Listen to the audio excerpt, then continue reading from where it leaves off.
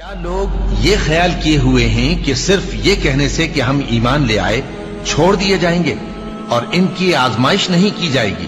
اور جو لوگ ان سے پہلے ہو چکے ہیں ہم نے ان کو بھی آزمایا تھا اور ان کو بھی آزمائیں گے، سو اللہ ان کو ضرور معلوم کرے گا جو اپنے ایمان میں سچے ہیں اور ان کو بھی جو جھوٹے ہیں۔ کیا وہ لوگ جو برے کام کرتے ہیں یہ سمجھے ہوئے ہیں کہ یہ ہمارے قابو سے نکل جائیں گے؟ جو فیصلہ یہ کرتے ہیں برا ہے۔ جو شخص اللہ کی ملاقات کی امید رکھتا ہو تو اللہ کا مقرر کیا ہوا وقت ضرور آنے والا ہے، اور وہ سننے والا ہے، جاننے والا ہے۔ اور ہم کسی قدر خوف اور بھوک اور مال اور جانوں اور میووں کے نقصان سے تمہاری آزمائش کریں گے، اور صبر کرنے والوں کو بشارت سنا دو کہ ان لوگوں پر جب کوئی مصیبت واقع ہوتی ہے تو کہتے ہیں کہ ہم اللہ ہی کا مال ہیں اور اسی کی طرف لوٹ کر جانے والے ہیں۔ یہی لوگ ہیں جن پر ان کے پروردگار کی عنایتیں ہیں اور خصوصی رحمت بھی ہے، اور یہی سیدھے رستے پر ہیں۔ اور اے پیغمبر، ہم نے تم سے پہلے کسی آدمی کو بقائے دوام نہیں بخشا، بھلا اگر تم مر جاؤ تو کیا یہ لوگ ہمیشہ رہیں گے؟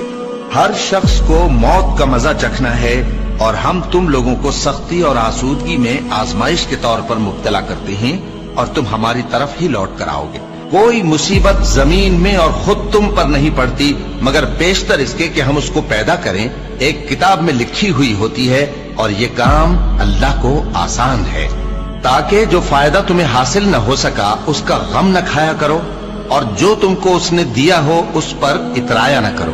اور اللہ کسی اترانے اور شیخی بگاڑنے والے کو دوست نہیں رکھتا۔ اور ہم نے تمہیں ایک دوسرے کے لیے آزمائش بنایا، کیا تم لوگ صبر کرو گے؟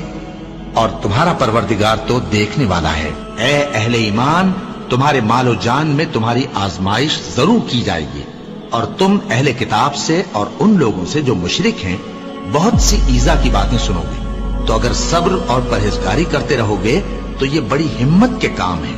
کیا یہ دیکھتے نہیں کہ یہ ہر سال 1 یا 2 بار بلا میں پھنسا دیے جاتے ہیں، پھر بھی توبہ نہیں کرتے اور نہ نصیحت حاصل کرتے ہیں؟